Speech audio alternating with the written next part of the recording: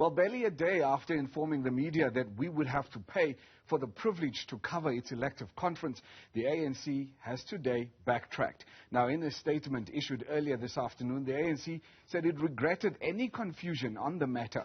It then went on to say that the party has no intention to charge a fee for the media to cover the conference. The party does add that it intends to approach media coverage of the conference the same way it has done in the past.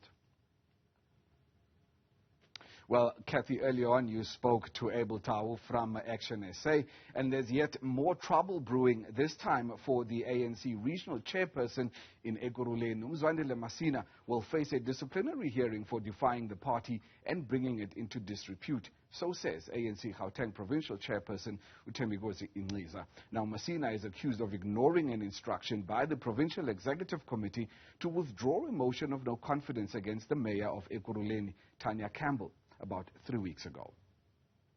The ANC-PC has taken a firm stance to discipline anyone who will be found to be instrumental in the ill discipline that took place during the negotiation periods, which sought to undermine the work which was done by the negotiating team from the Provincial Executive Committee and the National Executive Committee.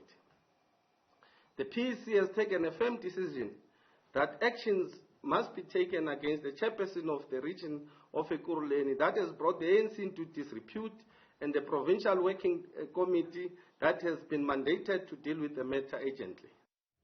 Well, it seems the fallout from this week's coalition debacle in Ekurhuleni is far from over.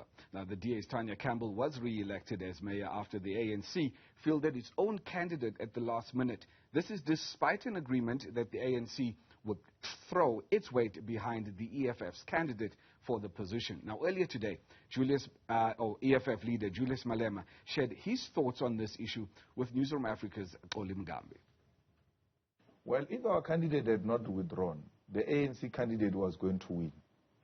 And we didn't want that. We want Ekurhuleni to demonstrate to our people that we've got capacity to lead in a manner that is beneficial to the citizens of that particular city. So it's not because we were cowards. We're looking forward. The young man was readily available to lead. Now, Malema has also slammed the Human Rights Commission. He's accused the Chapter 9 institution of rushing to find him guilty of hate speech without hearing his side of the story. Now, the HRC has asked Malema to retract comments he made at the EFF's Provincial People's Assembly in the Western Cape when he said, among others, violence can only be ended by violence and not any other by unnecessary means. Well, if he fails to retract this, the HRC will haul him to court. Now, Malema, however, insists he did nothing wrong. You ought to come to me and say, these are the allegations that are being made against you. What do you have to say? What do? You conclude and say, this is what you must do. And what must I say? You have already taken a decision about me. You can as well decide what you want to do with me, but I'm not going to apologize in 10 days. I'm not going to do it. They would rather take us to court. We have no problem going to court.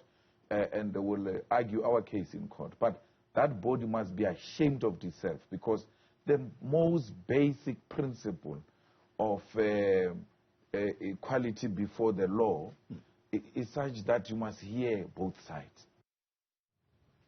Now, it's been a busy week, but it's shaping up to be an even busier weekend that lies ahead, particularly for President Cyril Ramaphosa. Now, the ANC's first in-person National Executive Committee meeting in 2 years starts on Friday. It's set to be one of the most anticipated, with the Phala Phala scandal, nominations and preparations for the elective conference expected to dominate those discussions. Now, the meeting will end on Sunday.